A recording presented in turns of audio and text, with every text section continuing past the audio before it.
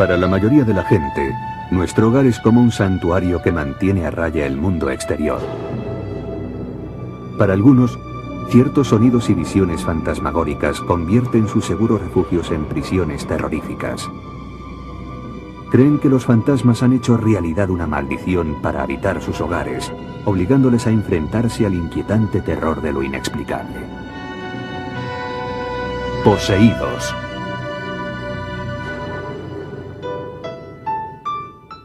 Desde el día que se casaron en 1987, el agente de policía Tom Brown y su esposa, Linda, habían soñado con ser propietarios de una casa.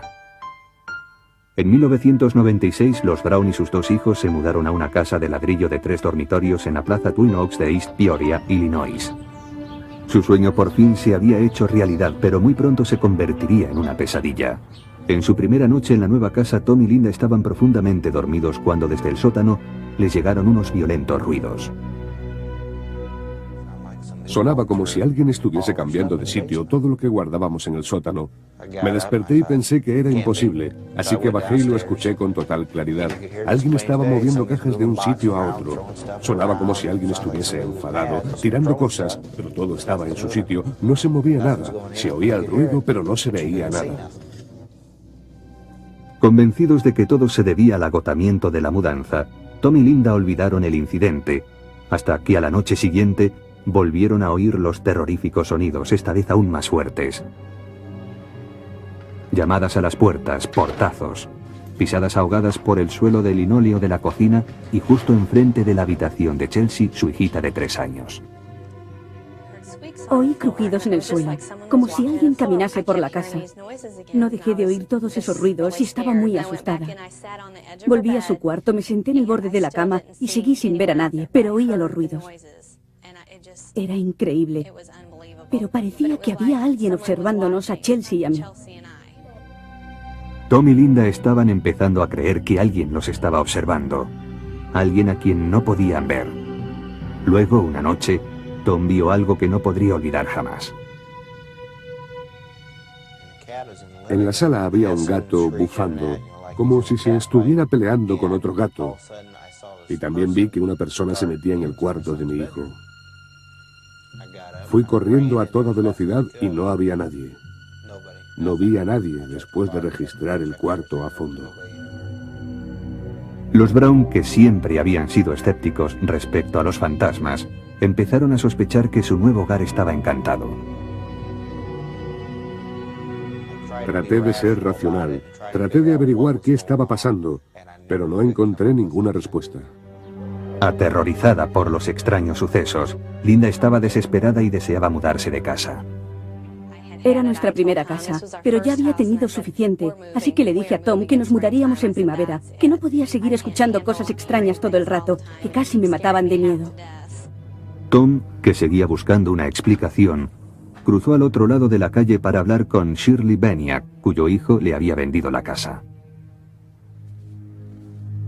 Le pregunté a Shirley si sabía algo de ruidos, de fantasmas y de cosas parecidas, y se quedó boquiabierta, como no dando crédito a lo que le había dicho, y luego me dijo, así que tú también los has oído. Shirley le contó a Tom que sus padres habían construido la casa y habían vivido en ella hasta finales de los años 70. Su padre, Stuart Wall, era un hombre afable y feliz que en 1974 sufrió un ataque que lo dejó incapacitado y profundamente deprimido. La idea de ser una carga para su familia amargó su vida. Una noche se dirigió a la habitación del fondo de la casa, donde ahora dormía el hijo de 2 años de los Brown. Se quitó el cinturón y se ahorcó con él. Shirley descubrió a su padre apenas con vida y lo descolgó. Mientras yacía entre sus brazos, ella pensó que trataba de pedirle perdón, pero no llegó a decirlo. Shirley le dijo a Tom que creía que el espíritu de su padre estaba atrapado en la casa, tratando todavía de pedir perdón.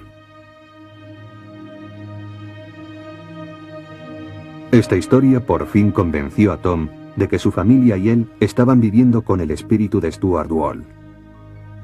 Tom se sentía indefenso, sin nadie a quien recurrir, hasta que en el periódico local leyó acerca de un hombre que investigaba casos de encantamiento.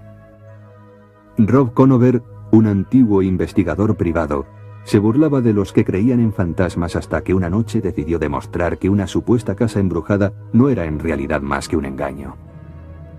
Estaba convencido de que allí no había nada, pero empezaron a ocurrir cosas que demostraban lo contrario. Crucé la puerta y sentí como si miles de diminutas agujas de hielo me atravesaran el cuerpo, y entonces todo se quedó en calma. En ese mismo momento pensé que allí sucedía algo. Y cuando salí de la casa la mañana siguiente, mi actitud había cambiado por completo.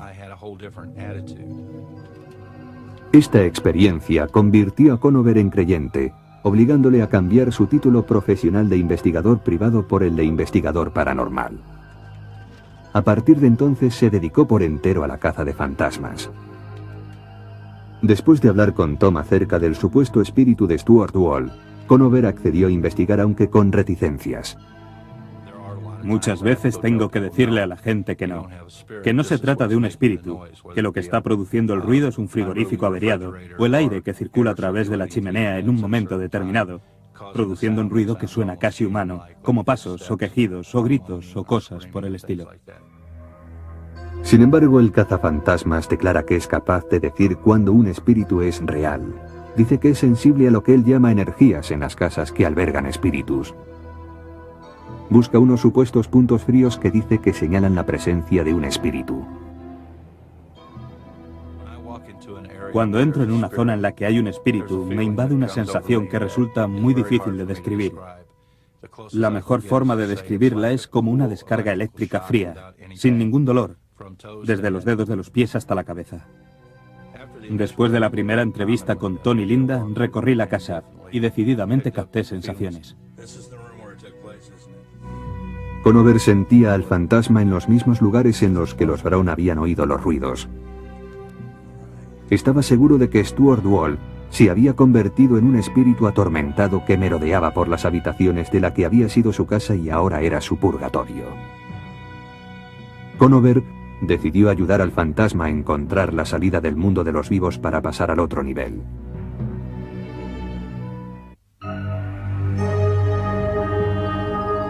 El investigador paranormal Rob Conover llegó a casa de los Brown con un equipo destinado a batallar con el espíritu de Stuart Wall.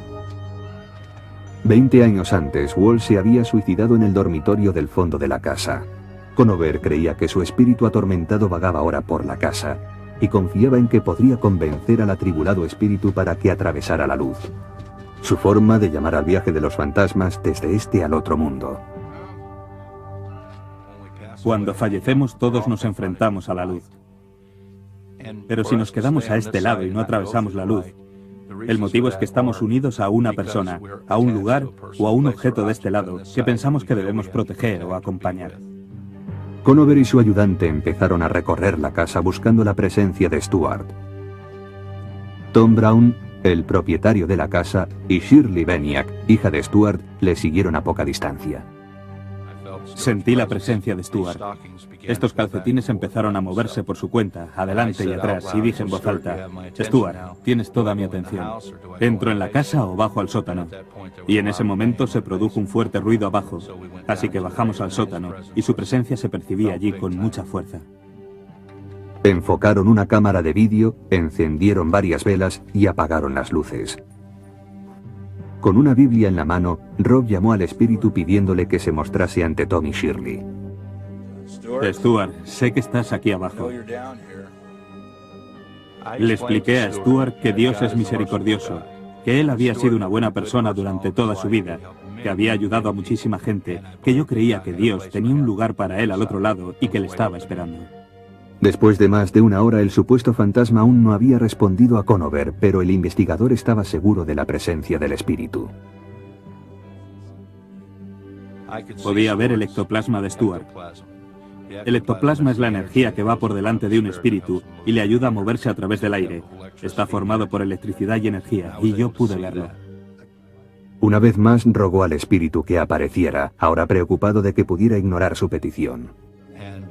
Cuando casi había llegado al límite de mis posibilidades, el pasillo del sótano se llenó de una maravillosa luz azul muy densa, a través de la cual era imposible ver. Al principio no vi la luz, hasta que Shirley me dio un codazo y me dijo que mirase. Entonces moví la cabeza y lo vi. Y si no hubiese visto aquello, jamás podría creerme que algo así pudiera suceder. Para mí era como una luz azul verdosa, muy brillante, como la llama de un soplete. Luego, en cuestión de segundos, la luz azul se desvaneció. En ese momento cogí la Biblia, me puse de pie, establecí contacto con Stuart y le ayudé a cruzar la luz.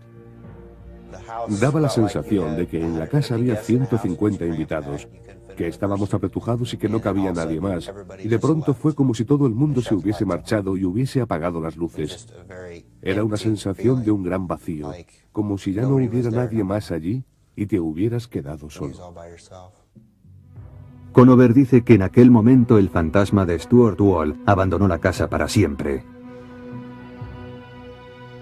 El investigador inmediatamente se volvió a la cámara ansioso por ver la grabación de lo ocurrido, pero esto fue lo que vieron.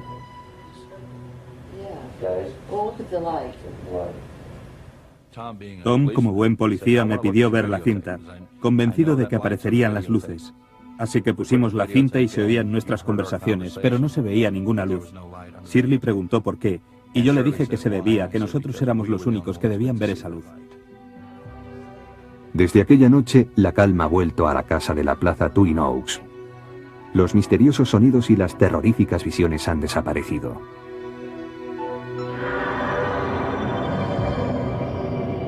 ¿Recorría el fantasma de Stuart Wall las estancias de esta casa? ¿Fue conducido finalmente ese espíritu a otro mundo durante este ritual? Los escépticos sostienen con énfasis que los fantasmas no existen y que el razonamiento lógico puede explicar todas las anomalías asociadas a los espíritus. Terence Hines, profesor de psicología, cree que el fantasma de los Brown es un producto de su imaginación. Cuando entras en una casa nueva se van a producir ruidos extraños con los que no estás familiarizado. Así que si entras pensando que alguien se suicidó en el cuarto de Johnny y oyes algo extraño, te resulta muy fácil pensar que se trata de un fantasma. Especialmente fácil para Linda Brown, que había crecido en la casa de al lado de los Wall y que tenía 6 años cuando Stuart Wall se suicidó. De niña no supo cómo había muerto, pero de mayor se enteró de la trágica verdad. Hines piensa que eso debió contribuir a que Tom y Linda decidieran que los extraños sonidos y visiones estaban causados por un fantasma. Hines dice que es natural, que la mente humana está programada para imponer el orden en las experiencias extrañas. El cerebro humano está organizado para crear percepciones. En especial cuando nos enfrentamos a estímulos azarosos y nebulosos, el cerebro trata frenéticamente de controlarlos. Los que creen en los fantasmas, como el parapsicólogo Lloyd Auerbach, no están de acuerdo con que el espíritu de Stuart Wall fuese un simple invento de la percepción de Tom y Linda. Sostiene que cuando varios testigos informan de la misma o de similares experiencias, como ocurrió en casa de los Brown, esos testigos deben ser tomados en serio. Es una experiencia subjetiva, experimentada por mucha gente a lo largo de muchos años, que da mucha credibilidad al hecho de que realmente hubiese algo allí y que no fuese un simple invento de la gente. Lo que estudiamos es cuánta gente hay, cuántos testigos. Los testimonios de los testigos de los casos de encantamientos parecen coincidir bastante. El testimonio de los testigos oculares no es convincente porque hay testigos presenciales que juran sobre la Biblia haber visto cosas que sabemos con toda seguridad que no existen. Remontándonos a la Edad Media había gente que juraba haber visto brujas atravesando el cielo con escobas. Conover y los Brown están seguros de haber visto una luz azul, pero Tom Flynn, un escéptico que ha examinado casos de hogares embrujados, dice que si la vieron, debería haber aparecido en la cinta de vídeo que grabaron. Las cámaras de vídeo responden al mismo espectro de colores que el ojo humano. De modo que si apuntas una cámara de vídeo a un punto y ves una luz azul, la cámara también la verá. Así que pienso que es muy revelador que esas 3 personas informen de haber tenido esa experiencia, mientras que la cinta de vídeo que grabaron no la confirma. Flynn dice también que varias de las declaraciones de Conover, como que siente una presencia, que puede mover a los espíritus a través de la luz, y que es capaz de ver el ectoplasma, están basadas en la mitología usada comúnmente por los que creen en los fantasmas. Uno de los trucos típicos que hacían los médium espiritistas en sus sesiones a partir de la década de 1860 consistía en producir ectoplasmas. Sabemos que aquellos médiums del siglo XIX usaban una serie de trucos, pero de allí vino la tradición de que existía ese ectoplasma, esa especie de sustancia semimaterial que pertenecía a los fantasmas. Los creyentes dicen que es posible que Conover se base en temas sacados de la cultura popular, pero que su ritual parece ser eficaz. Desde la visita de Conover, los Brown ya no oyen ruidos misteriosos ni pisadas fantasmagóricas. Tal vez el cazafantasmas que fue a casa de Tom y Linda tenía alguna capacidad auténtica para afectar al entorno, porque lo que hizo, fuera lo que fuese, funcionó. El profesor Finucane dice, sin embargo, que la mejor forma de eliminar unos fantasmas imaginarios es empleando métodos imaginarios de cazafantasmas. Es un alivio psicológico, dicho de otra forma. Él dijo lo que esa gente quería oír e hizo lo que parecía adecuado para lo que querían ver y oír. La aparición del fantasma de Stuart Wall fue una visión compartida o una ilusión compartida. ¿La mente hace mentir a los sentidos? ¿O acaso los atormentados espíritus de los muertos vagan por esta tierra? La respuesta depende de la fe de cada uno en lo sobrenatural. A los que dicen que un fantasma ronda por su casa, el alivio solo les llega cuando el espíritu se marcha, cuando las víctimas se mudan. Para otros, en cambio, ninguna casa puede ser un hogar. Para estas familias no hay ni descanso ni salida.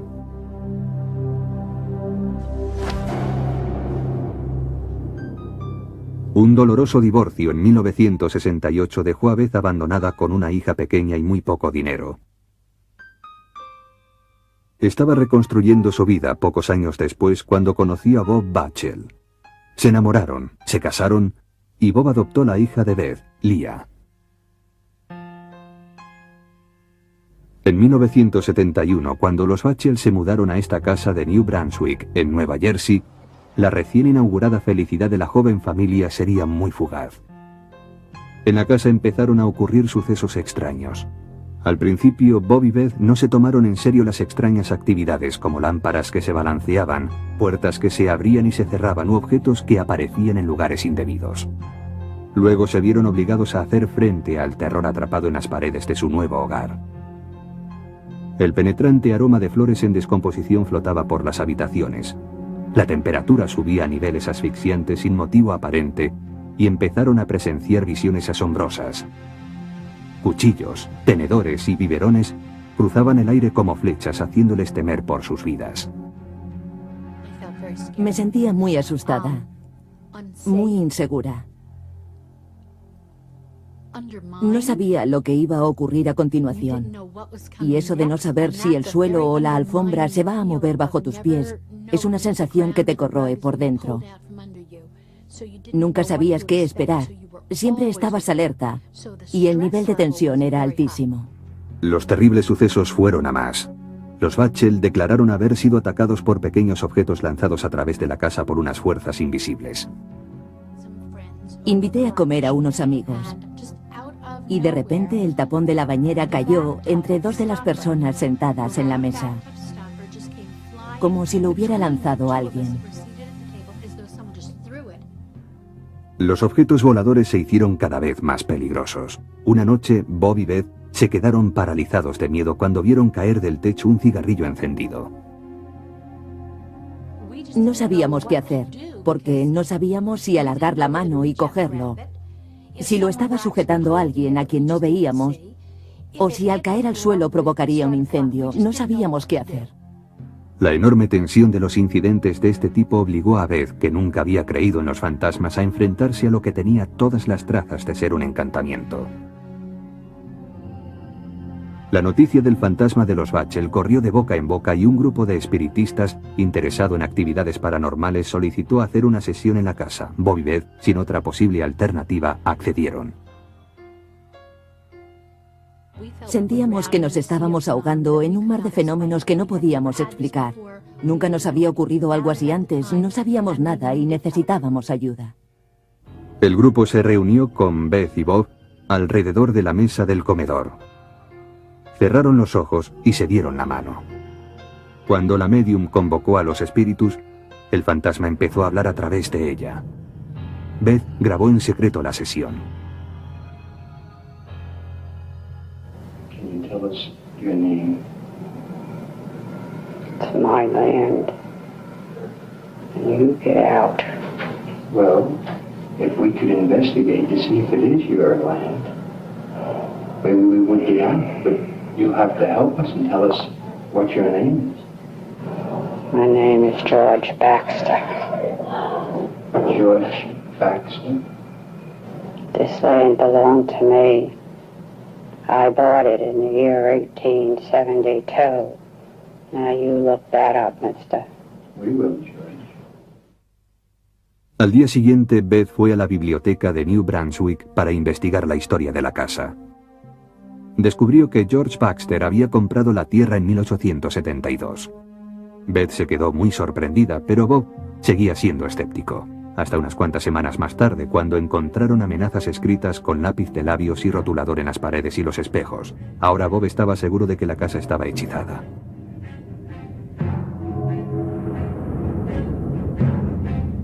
El enfurecido fantasma perdió los estribos, escribiendo mensajes terribles a la familia. Lo que estamos viendo son las notas auténticas que Bob dice que escribió el fantasma. A medida que aumentaban los supuestos hechizos, los Bachel ya no pudieron mantener a su hija de 8 años a salvo del fantasma. Yo sabía que estaba ocurriendo algo. Había que ser un idiota para no saberlo. Cuando el día de tu 8º cumpleaños te levantas por la mañana y hay cruces rojas pintadas por todas las paredes y carteles que dicen «Muérete». En 1972, Beth tuvo a su segunda hija, Lisa. La amenaza que se cernía sobre las dos niñas era cada vez mayor. Según Leah Bachel, a esas alturas, el fantasma ya había dañado su infancia de forma irreparable. Era una casa infernal. Por lo que a mí se refiere, esa casa destruyó a la que antes de mudarnos allí era una niña normal de 4 años. Odio esa casa.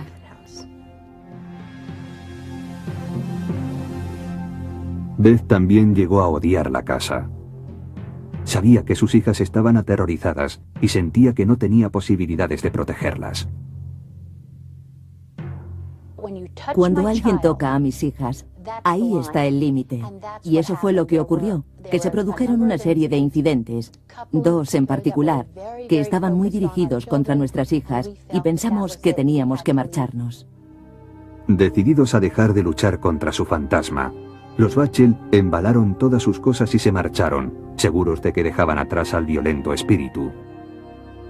Pero su desesperado intento de huida solo los hundió más profundamente en el misterio.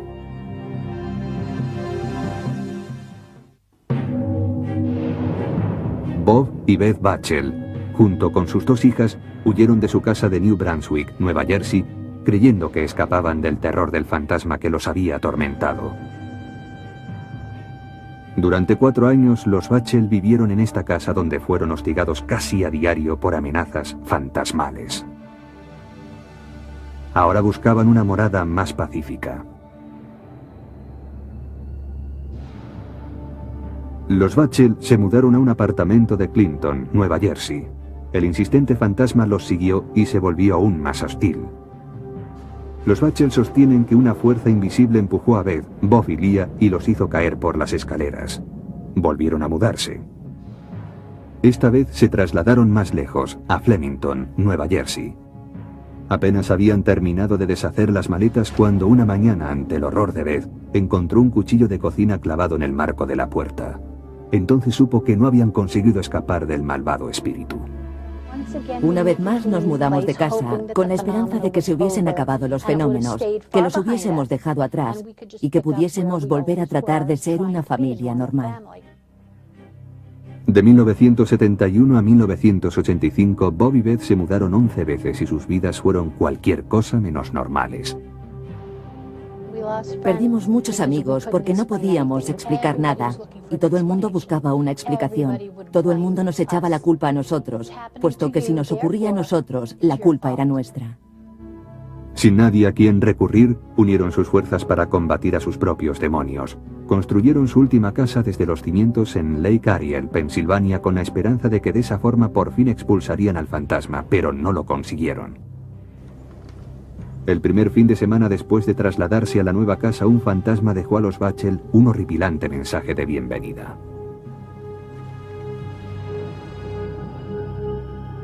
Era bien pasada la medianoche cuando a los Bachel los despertaron unos gritos histéricos. Corrieron al cuarto de su hija y la encontraron llorando y muerta de miedo porque había visto a su gato colgado por el cuello del quicio de la puerta con los ojos fuera de las órbitas. Los Bachel no vieron nada. La aparición fantasmal había desaparecido. Varias noches después, los Bachel se volvieron a despertar en plena noche cuando los cristales de los cuadros de la sala de estar explotaron de pronto, lanzando trozos de cristal por toda la casa.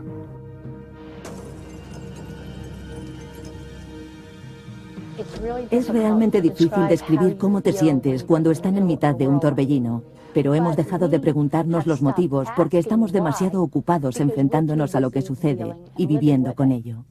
La mayor parte de los informes sobre encantamientos vinculan el fantasma a un lugar. Los Bachel creen que en su caso son los fantasmas los que acuden a ellos. Hemos llegado a comprender que hay encantamientos unidos a un lugar determinado y que permanecen en él. Luego hay encantamientos en los que parece que la gente, y no la casa, es la que está encantada, de modo que vaya donde vaya esa gente, el encantamiento irá con ella. A partir de todo lo que se ha hecho y se ha probado, y de todo lo que nos han dicho, parece que yo tengo algún tipo de presencia, que soy como una especie de imán que parece atraer a esos fenómenos espirituales.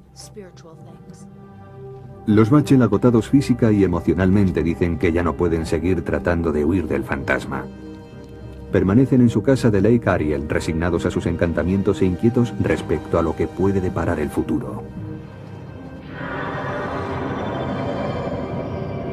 ¿Atraen los Bachel de alguna forma a los hechizos y a los espíritus allá donde se van a vivir, o crean ellos mismos sus propios demonios?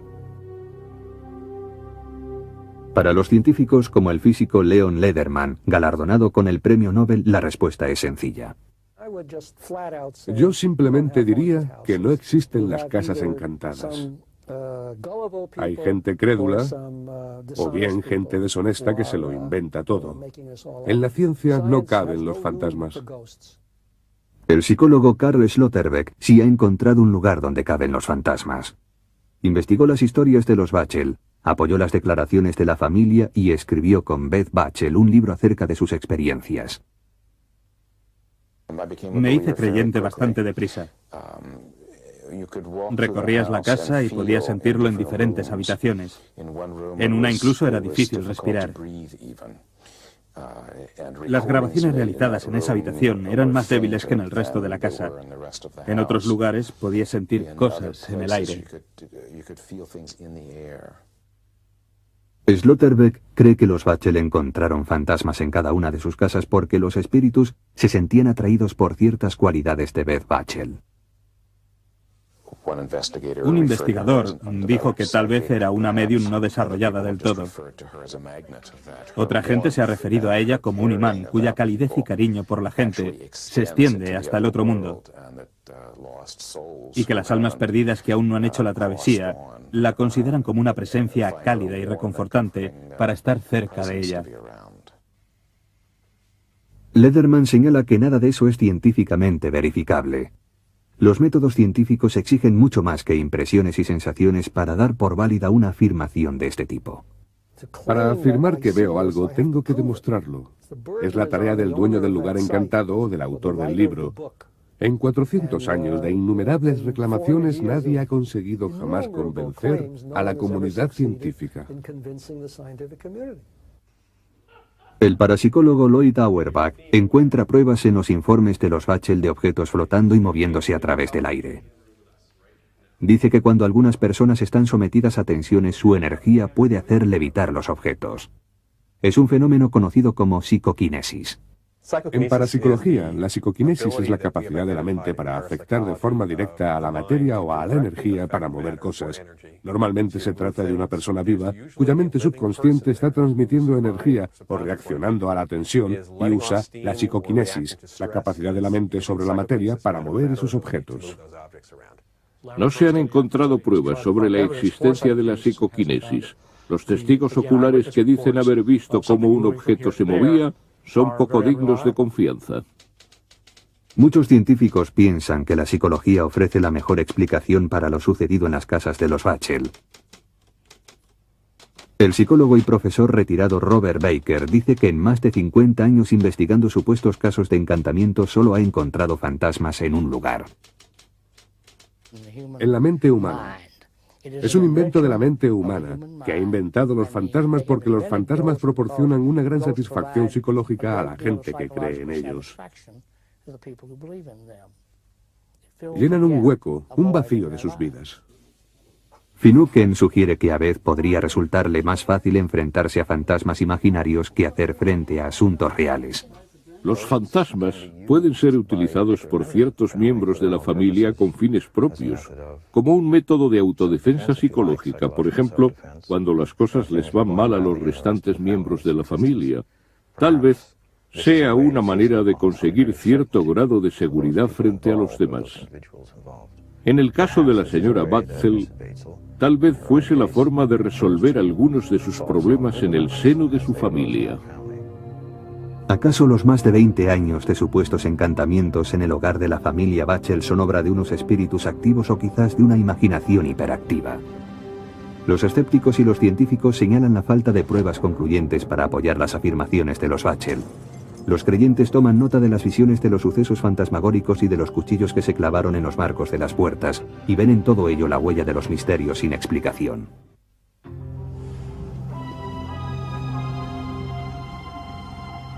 Durante siglos, los ancianos de los pueblos nativos norteamericanos transmitieron a las generaciones siguientes leyendas que hablan de lugares ocultos en lo más profundo de las montañas de Colorado. Para los espíritus de los muertos, estos lugares son portales sagrados por los que se entra y se sale de este mundo, al otro mundo. Para los vivos, estos lugares son puertas misteriosas que permiten echar una mirada a lo desconocido.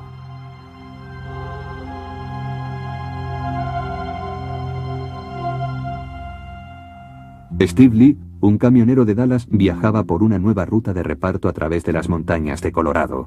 La belleza de la zona le pareció tan cautivadora que llevó a su familia a vivir al centro del Bosque Negro, a 30 kilómetros al norte de Colorado Springs.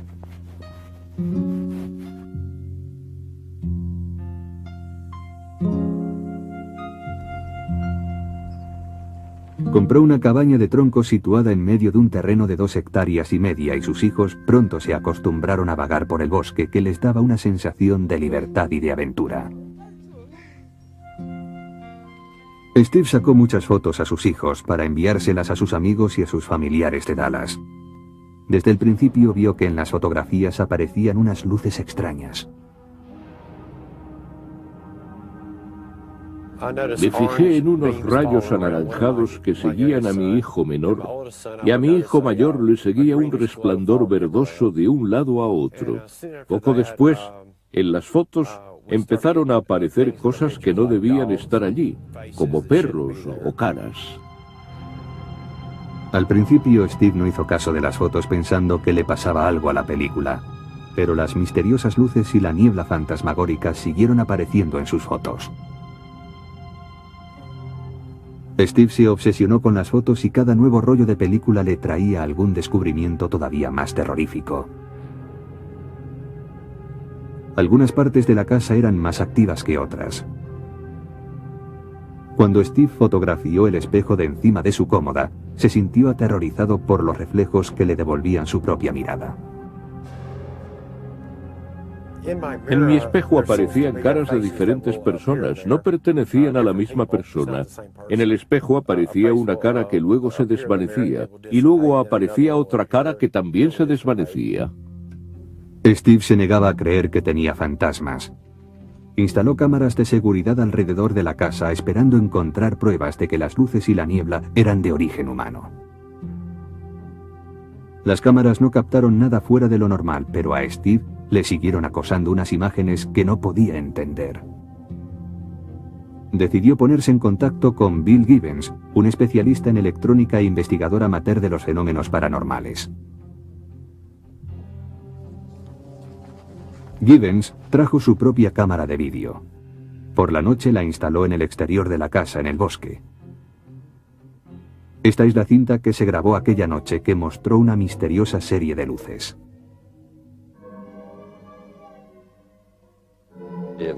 No se parecía a ninguna descarga eléctrica de cualquiera de los tipos que había visto. Una torre eléctrica descarga una bola de energía que sigue un trayecto lineal, pero esta energía no seguía ningún camino, casi parecía que tuviera voluntad propia. El investigador utilizó un espectrómetro para comprobar la fuerza de las ondas electromagnéticas y de radio de la casa, para asegurarse de que no habían sido las que habían producido las luces. Estarían causadas por el choque de la energía de los microondas y de las ondas de radio, debido a la localización de la casa y a la forma en que las ondas chocaban entre sí. Pero no encontramos nada, nada fuera de lo normal.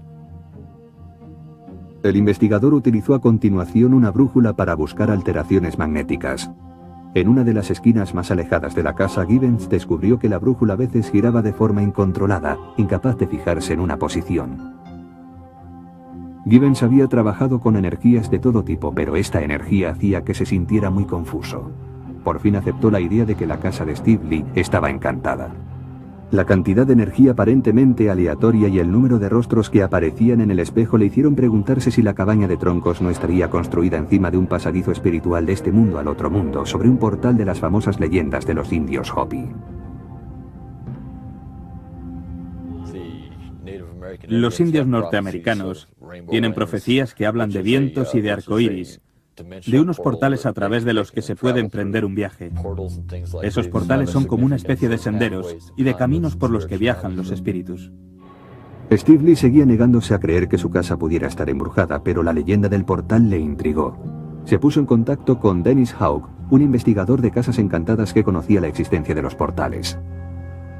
La gente que conoce las leyendas de los indios Hopi de la zona del Bosque Negro, que se remontan a mucho tiempo atrás, cree que aquí se abría un portal que llevaba al otro mundo, a través del cual han viajado cientos de espíritus. Lee invitó a Hauck a visitar su casa. El investigador se presentó con una cámara de infrarrojos capaz de mostrar la energía en una película de vídeo, representando con diferentes colores los distintos gradientes de energía invisible. Hauck sacó fotografías por toda la casa y recopiló lo que le parecieron pruebas posibles de la presencia de un fantasma. Todos obtenemos estos tipos de energía cuando sacamos fotos en casa de Lee. Después, si las ampliamos sin manipularlas, vemos imágenes de rostros claramente identificables, rostros de seres o formas que representan alguna clase de energía. Aparecen en mitad de estas imágenes electromagnéticas o de infrarrojos que captamos. La extraña energía que aparecía en la película de rayos infrarrojos sorprendió incluso a Hauck. Steve Lee no tenía ninguna explicación para esas extrañas apariciones.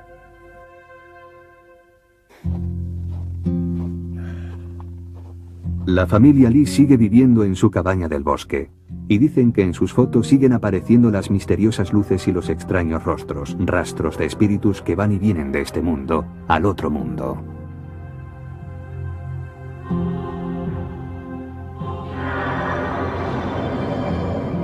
¿Está llena la casa de Lee de espíritus que viajan a través de un portal legendario? Estas sorprendentes fotografías son la prueba de que existe un nuevo tipo de energía que permite a los fantasmas circular por este mundo. Los científicos y los escépticos responden con un no rotundo. Tom Flynn, experto en fotografía, cree que muchas de las anomalías que aparecen en las fotos tienen una explicación lógica. He examinado las fotos de Lee y encuentro muchas más pruebas de problemas con las cámaras de fotos que de la presencia de fenómenos sobrenaturales. Creo que la mayor parte de esas misteriosas nieblas son varios objetos que se han metido en el campo de la foto y que por estar tan cerca del objetivo han salido desenfocados y con un color blancuzco debido al fogonazo del flash. También se producen muchos destellos en la lente que dan esos pequeños círculos transparentes con un resplandor blanquecino. Los que creen que esta casa de Colorado podría estar construida encima de una puerta espiritual, dicen que las fotos de Lee podrían haber captado el portal en plena acción. Creo que las fotos pueden atrapar ciertas cosas. He visto fotografías que han captado otras dimensiones en otros lugares. Y ya sea a través de un espejo o con una película muy rápida, en ciertas zonas vemos fantasmas o apariciones de fantasmas, debido a que la energía del lugar permite que se produzca esa materialización. El físico Leon Lederman opina que si los creyentes dicen que hay un portal de energía en la casa de Lee, entonces deben basar sus afirmaciones en principios científicos exactos y no en fotografías fantasmagóricas. En la ciencia hay muchísimas incógnitas, pero hay una diferencia entre una incógnita científica y la afirmación de que existen lugares sagrados o casas encantadas, lo cual no se puede verificar científicamente. Son simples fenómenos naturales mal interpretados por gente que quiere creer desesperadamente en ellos y que no tiene ni la menor idea de cómo funciona la ciencia. El doctor Michael Persinger, neurocientífico, sabe cómo funciona la ciencia y dice que la geofísica puede explicar las misteriosas luces de la casa de Steve Lee. Cuando tienes fuerzas geofísicas, incluso muy pequeñas, y las enfocas en un pequeño espacio durante un tiempo muy breve, puedes obtener unos campos magnéticos tremendos.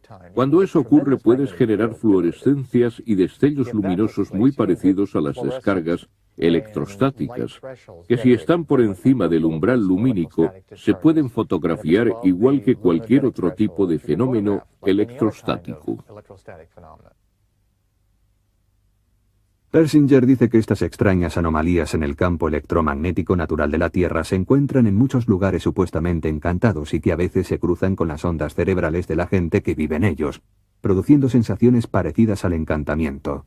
Es una teoría que ha puesto a prueba en su laboratorio de Sudbury, en Ontario.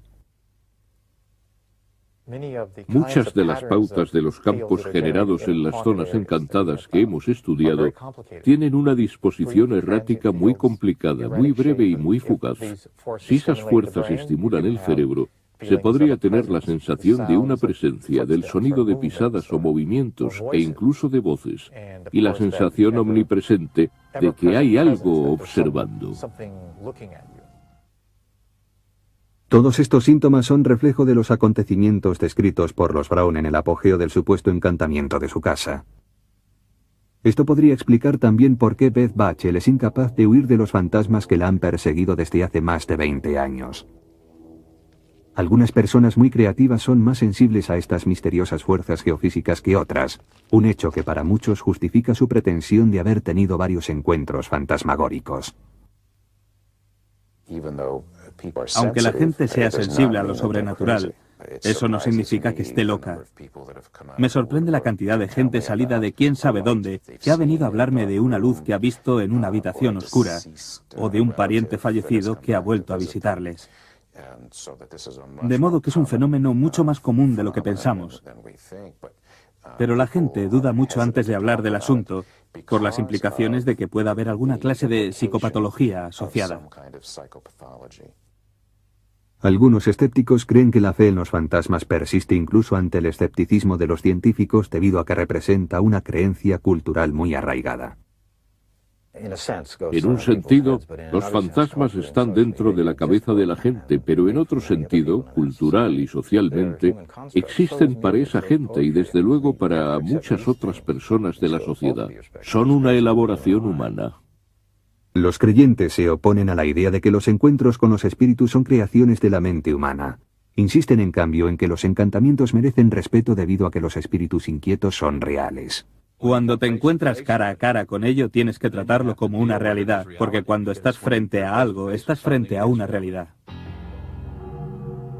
De los espíritus inquietos a las puertas que llevan a otros mundos, los encantamientos tienen la facultad de producir miedo y terror a quienes creen en ellos. ¿Acaso una presencia fantasmal es realmente obra de nuestra propia mente? ¿O es obra de unos atribulados espíritus condenados a vagar por la tierra? Los que han estado enfrentados a una presencia fantasmagórica saben que viven en los umbrales de lo inexplicable.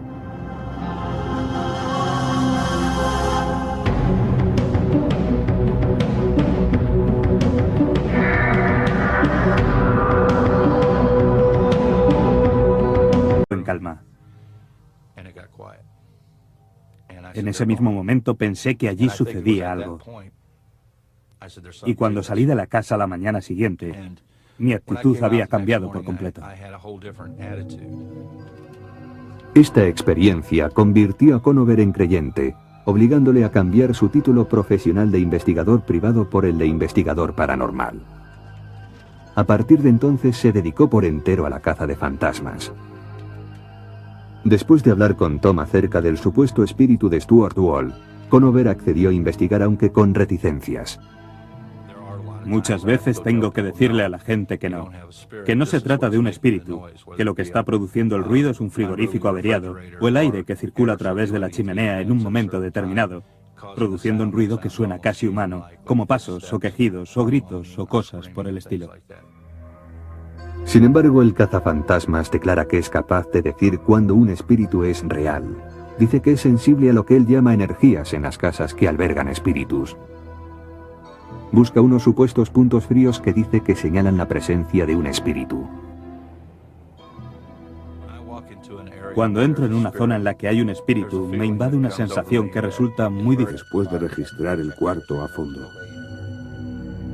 Los Brown, que siempre habían sido escépticos respecto a los fantasmas, empezaron a sospechar que su nuevo hogar estaba encantado. Traté de ser racional, traté de averiguar qué estaba pasando, pero no encontré ninguna respuesta.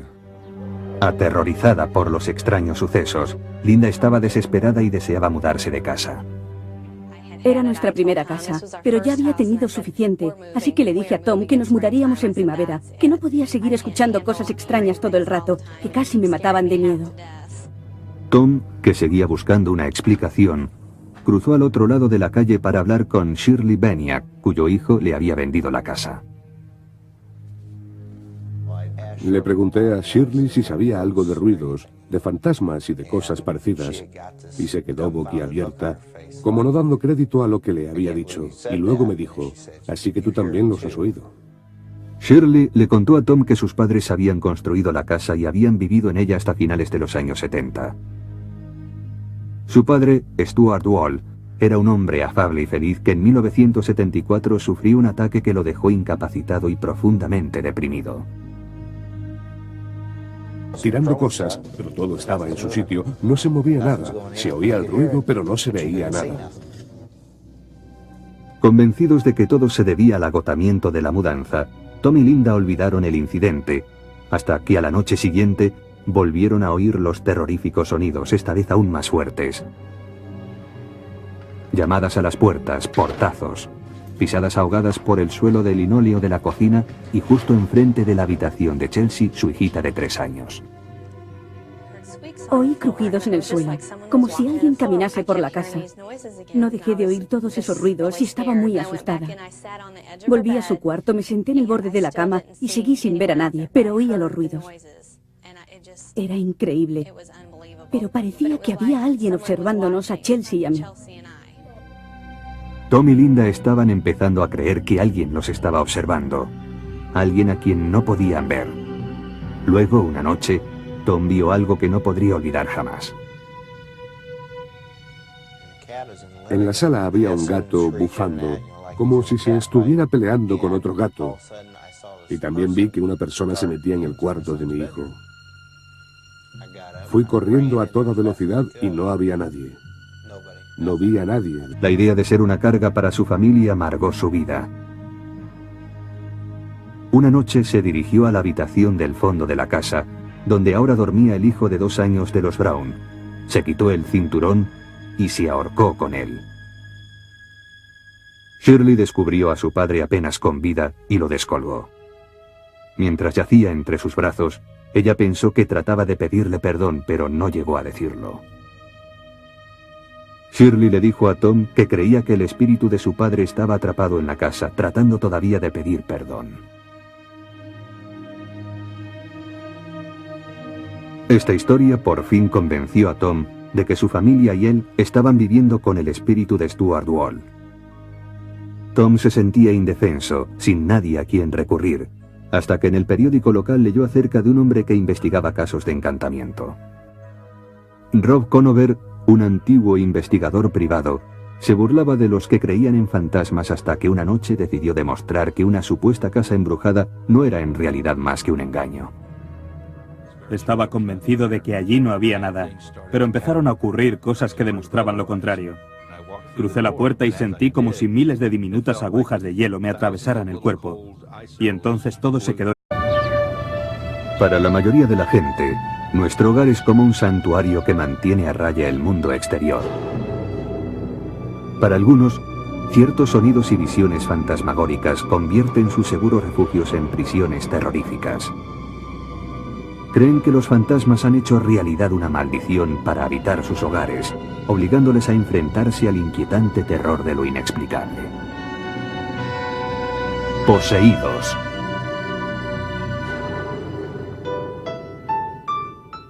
Desde el día que se casaron en 1987, el agente de policía Tom Brown y su esposa, Linda, habían soñado con ser propietarios de una casa.